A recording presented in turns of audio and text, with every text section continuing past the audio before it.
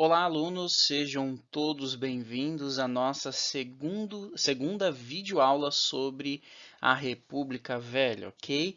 Quem vos fala é o professor Bruno, professor de História, né? E juntos nós vamos então dar continuidade ao que nós, estávamos assistindo, na última videoaula. Caso você não tenha assistido ainda, volta na primeira videoaula, assista, tire suas dúvidas e então retorne aqui comigo, ok? Bom, nós vamos continuar falando, sobre a República do Café com Leite e agora nós vamos analisar então o sistema econômico, como que era a economia do Estado, do nosso país nesse período. Bom, nós temos que entender, como o próprio nome já diz, café com leite, Então, o sistema econômico era baseado na exportação de produtos primários, com destaque principalmente para o café, que tinha uma grande valorização, o açúcar, algodão, cacau e a borracha, dentre outros, mas esses são os principais que nós temos. Nós tínhamos nessa época, como eu já dei pistas acima, um grupo privilegiado, que era então os cafeicultores, aqueles que plantavam café, como era um fruto, um produto muito valorizado lá fora, eles tinham certo e gozavam, de um certo privilégio durante esse governo. Bom, o crescimento da indústria foi lento, então a indústria cresceu no Brasil de maneira muito lenta, E o comércio e os serviços também para o mercado interno, então houve esse crescimento, mas muito lento, da indústria, comércio e serviços. Então assim, havia esses serviços aqui, havia indústrias, nesse período, do ano 1894 a 1930, mas era bem tímida, era bem lento esse crescimento. A borracha também era um produto muito importante do nosso país, E seu auge foi no ano de 1879 até 1912. E as cidades tanto de Manaus quanto de Belém, tiveram, graças à borracha, um grande desenvolvimento econômico, como eu coloquei aqui, a opulência, o luxo, a beleza daquela região, foi em partes graças à borracha, ao cultivo, ao manejo, então, à extração desse produto, a borracha. Muito bem, outro ponto importante que nós temos que ter, que faz parte desse período conhecido como café com leite, é a anexação do estado do Acre. Como que aconteceu, Então, durante o governo de Rodrigues Alves, de 1902 a 1906, após inúmeros conflitos armados entre brasileiros e bolivianos, o Acre então foi anexado ao Brasil. Então, depois desses conflitos, o Acre passa a fazer parte então do nosso país. Essa região ela pertencia à Bolívia, mas boa parte de suas terras eram ocupadas por trabalhadores brasileiros e envolvidos esses trabalhadores, principalmente na extração da borracha.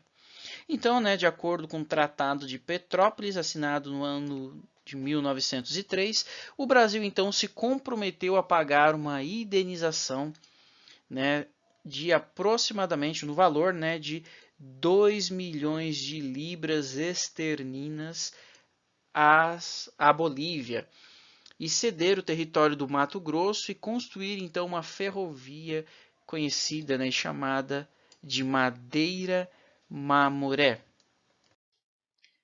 Ainda falando, sobre a política, de valorização do café, é importante nós conhecermos a respeito do Convênio de Taubaté.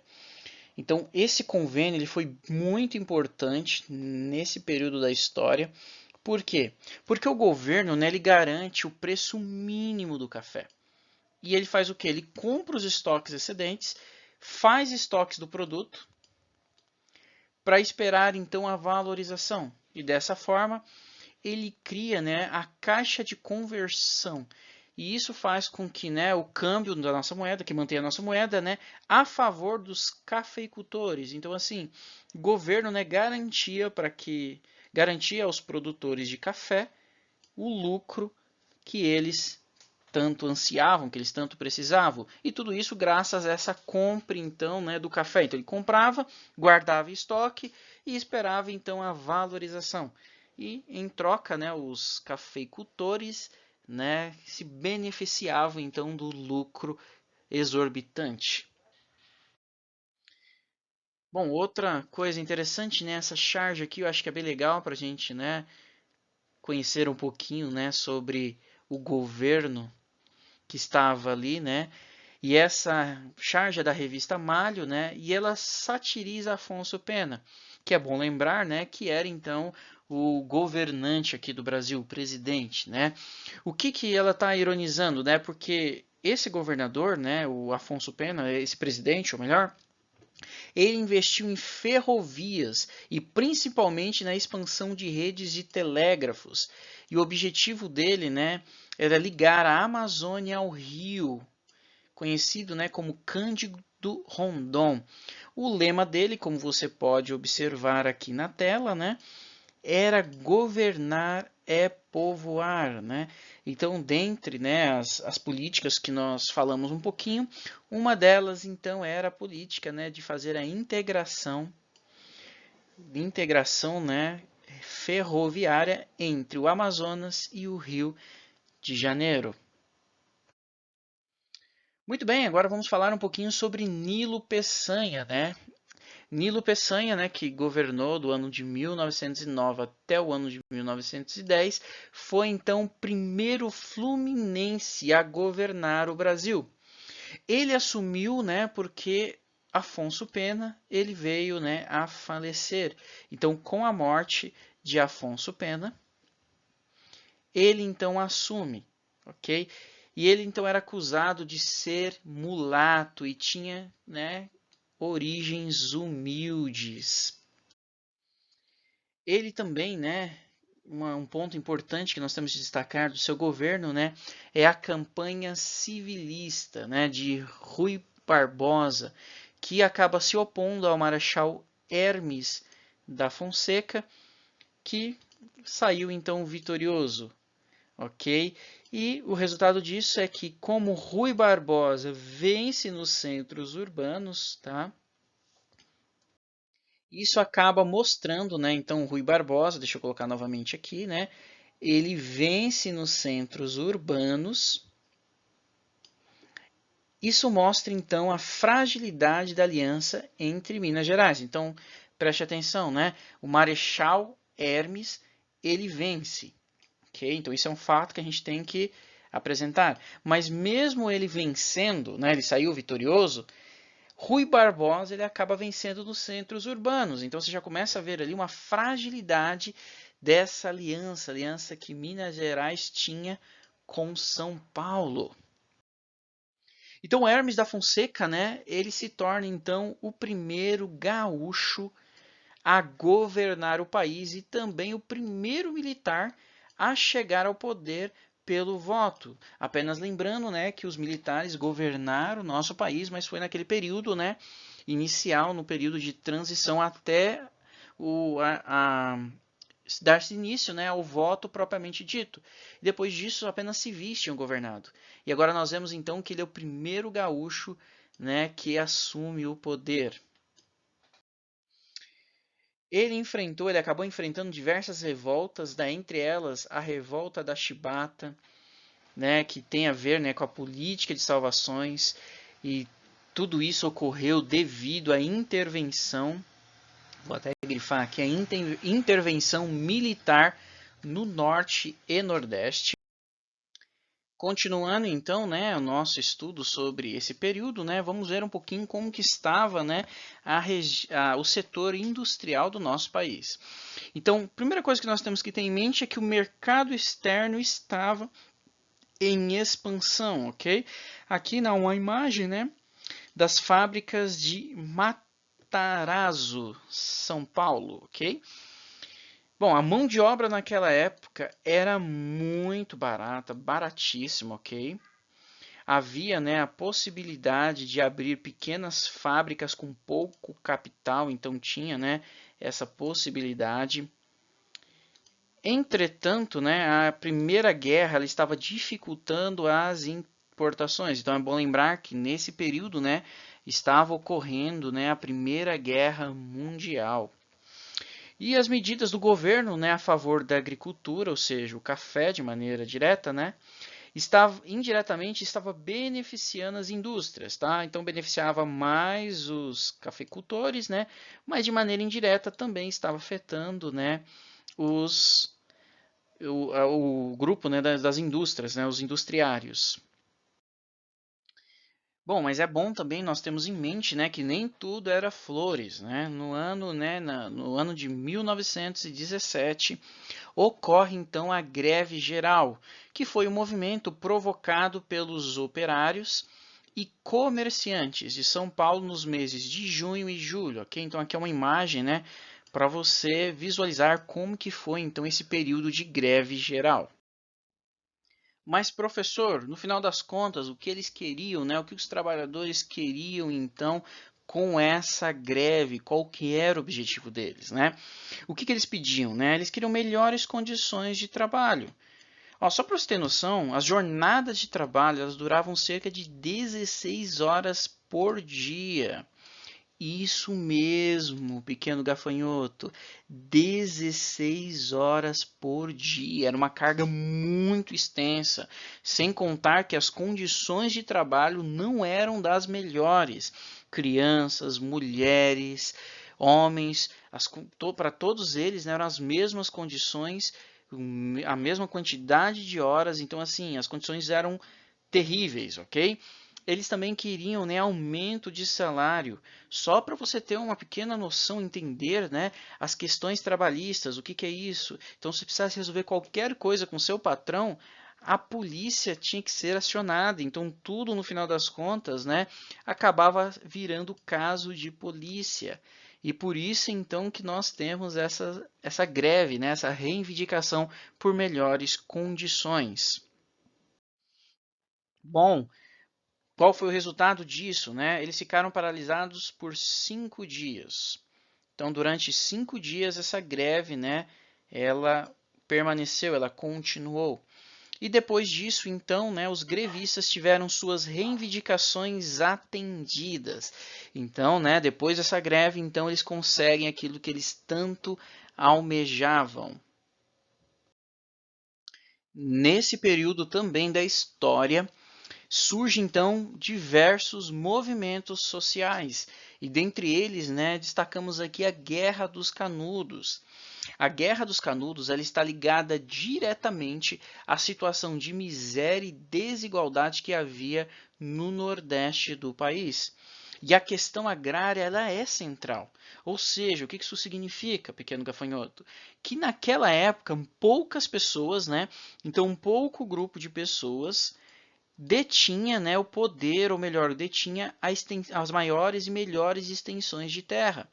Então, pouquíssimas pessoas, né, tinham então terras no nosso país. Enquanto isso, a maioria das pessoas, né, não tinha nada, vivia na miséria, vivia, né, como alguns pedintes, né, viviam nas piores condições possíveis.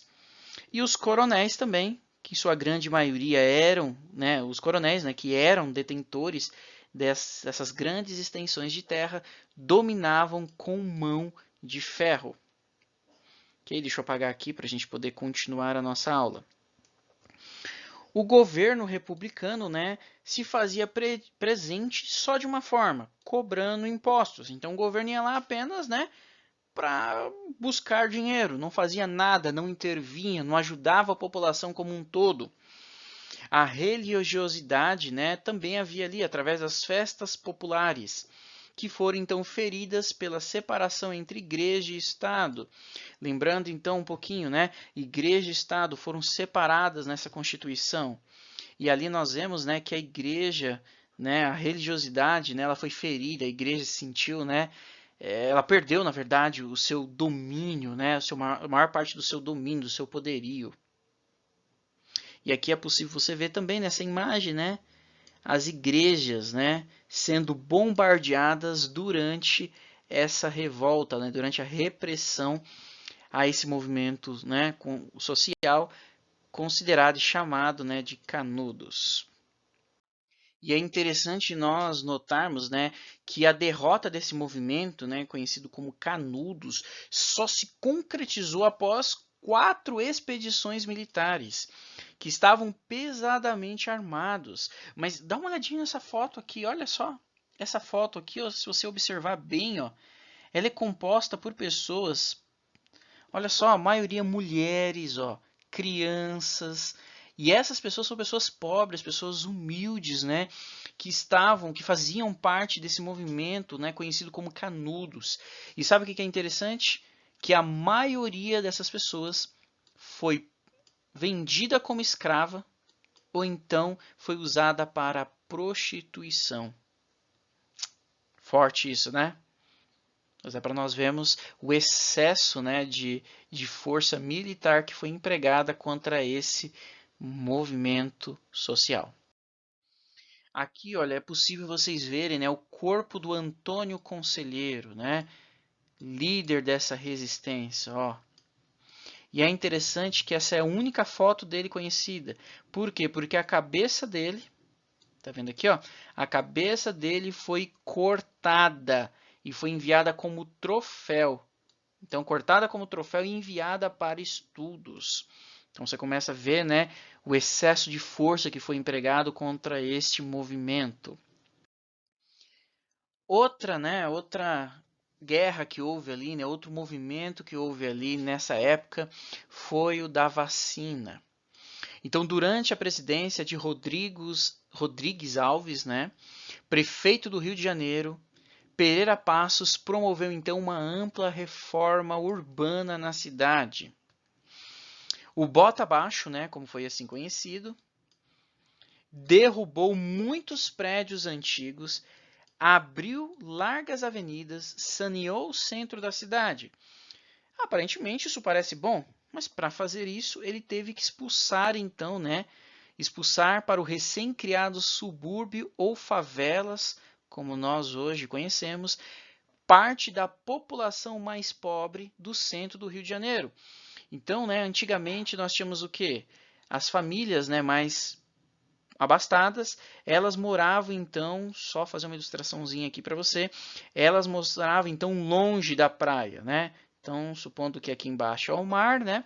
As populações mais pobres, então elas moravam aqui.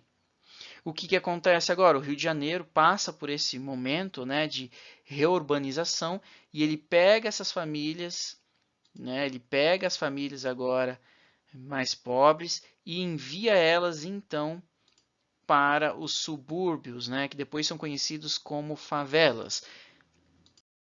Bom, mas vamos entender melhor como que ocorreu, né, esse processo, né, da vacina, né? Oswaldo Cruz é um nome muito importante, né? Oswaldo Cruz, ele recebe então a incumbência de promover a reforma sanitária. E o que estava acontecendo no Rio, né, para acontecer isso, era a febre amarela, né, um surto de febre amarela. E a vacinação ocorreu à força, ou seja, as pessoas não foram convencidas, elas foram forçadas a serem vacinadas. E isso, né, além de outras coisas, né, causa uma insatisfação que leva então à revolta da vacina. Só um pequeno detalhezinho, né? Algumas pessoas têm uma visão errada da revolta da vacina e chegam a afirmar, né, que ela ocorreu só porque as pessoas foram obrigadas. Não foi só porque elas foram obrigadas a tomar a vacina, e nem porque a vacina era algo ruim. Era justamente, né, a questão da vacinação à força, junto então com outras coisas. Nessa imagem aqui, olha, é uma charge, né? É possível, né, nós vemos que tanto os monarquistas quanto os florianistas, eles se aproveitam da revolta, da insatisfação da população para se manifestar. Os cadetes da Praia Vermelha também se insurgem. Então, assim, várias pessoas se aproveitam, desse movimento forçado à vacinação para então se revoltarem, para então se, né, manifestarem. Okay? Então, não foi apenas, né, o fato das pessoas serem obrigadas a serem vacinadas ou porque a vacina era algo ruim. Então foi uma conjunção, né, uma junção de de várias, né, insatisfações, junto com outros movimentos que se aproveitam deste momento histórico para se rebelarem. Aqui é uma charge, né, bem interessante, né, criticando essa questão, né, da vacinação em massa, né, dessa vacinação forçada por Oswaldo Cruz, né, onde ele simplesmente, né, obriga, ele começa então a tirar as pessoas dos centros urbanos, né, começa a forçar as pessoas, né, a serem então vacinadas. E aqui para você ver, né, como que era, né, o que eles queriam, né, então com essa vacinação, com essa reformulação urbana, né? Então grandes avenidas são abertas, né? Olha só que maravilha, né? Grandes avenidas são abertas, né? Os cortiços e outras moradias populares foram então derrubadas, né? O lema deles era evitar então a propagação de doenças. Mas nós sabemos que não era só isso, né? Eles queriam criar uma nova Europa, né, aqui no nosso país. E isso tudo, né, foi feito, né, começou a ser promovido graças então a esse famoso bota baixo, né, que nasceu no Rio de Janeiro, e juntamente com isso, né, nós temos a vacinação liderada então por Oswaldo Cruz. Outro movimento, outra revolta que ocorre naquela época também é a revolta da Chibata. O que seria isso, professor? Foi então um movimento, né, dos marinheiros e fuzileiros, negros e pardos, que estavam então sofrendo, né, maus tratos que lembravam então a escravidão. O estopim ocorreu então quando o marinheiro Marcelino Rodrigues recebe então 250 chibatadas como punição por ter ferido um de seus colegas. Devido então à proporção daquela revolta, né, Hermes da Fonseca ele acaba cedendo aos revoltosos, que depois que eles são desarmados, né, eles são retiradas as suas armas, eles simplesmente são punidos e alguns foram então expulsos do exército. Sendo assim, né, uma nova revolta se instala, e essa revolta agora acontece na Ilha das Cobras. E o resultado disso foi que muitos desses revoltosos foram presos, enviados para a Amazônia, e do envio também de João Cândido para um hospital psiquiátrico, ou seja, ele é considerado então como um louco, né?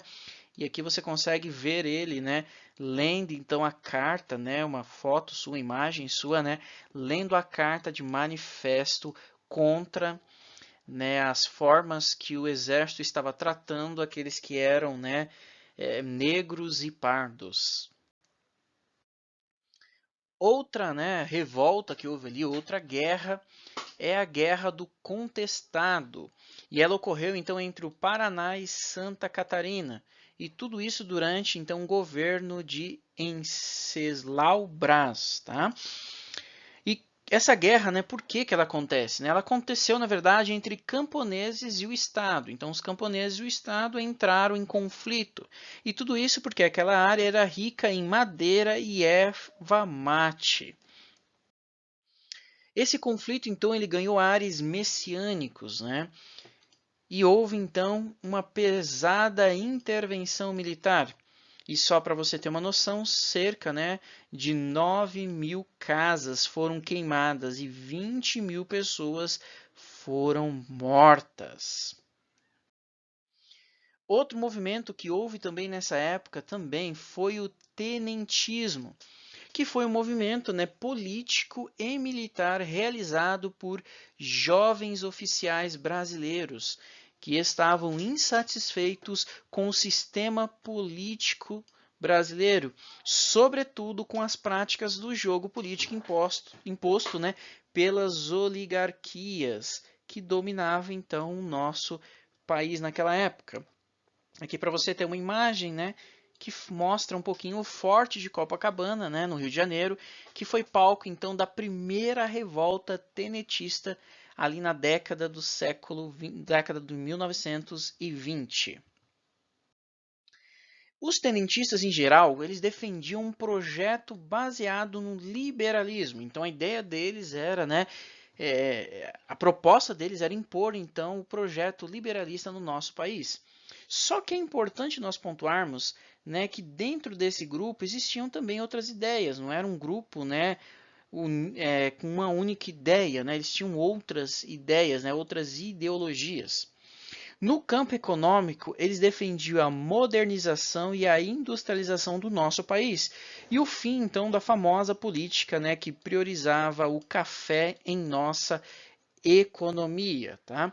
E aqui uma imagenzinha, né, para você visualizar, né, a imagem dos jovens tenentes, né, que fizeram parte dessa revolta.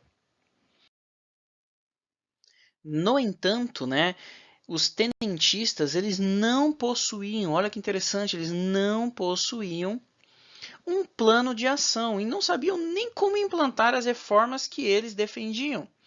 Então, assim, eles tinham ótimas ideias, tinham boas ideias, porém eles não sabiam como colocar em prática isso.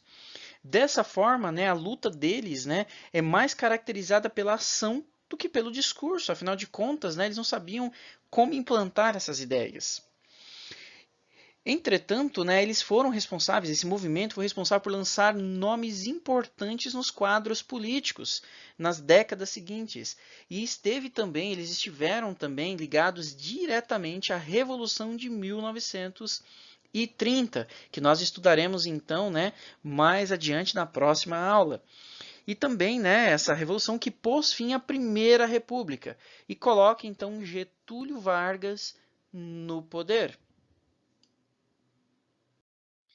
Bom, pequenos gafanhotos, então para a gente finalizar a nossa aula, eu coloquei aí para vocês, né, um pequeno resumo, né, um pequeno mapa mental para que você consiga então decorar, né, você consiga entender, esclarecer um pouquinho mais o que foi, né, esse momento tão da Primeira República, ok?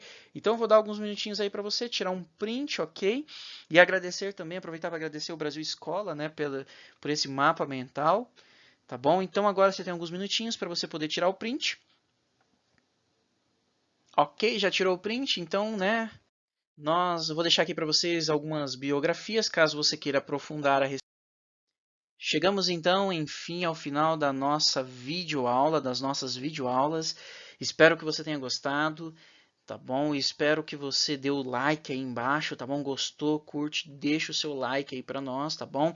Não esqueça de fazer as atividades propostas e qualquer dúvida, entre em contato comigo, ok? Um grande abraço a você.